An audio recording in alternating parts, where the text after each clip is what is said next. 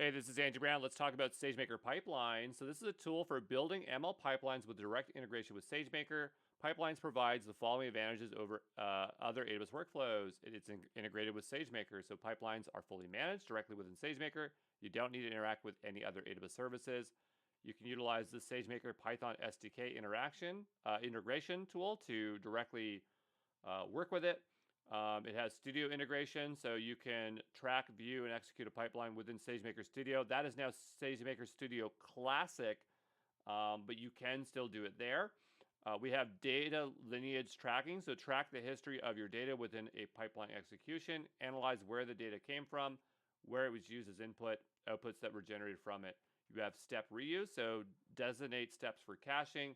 You can reuse the output from a previous step executions of the same step in the same pipeline without having to run the steps again.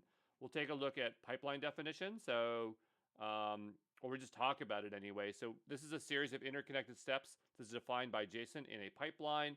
A pipeline definition encodes a pipeline using a DAG, so a directed acrylic graph. So here's an example of it here. If you don't know what a DAG is, it's a graph where everything flows in the same direction and no node can reference back to itself. The relationship between steps is determined by the data dependencies, so you don't define the relationships.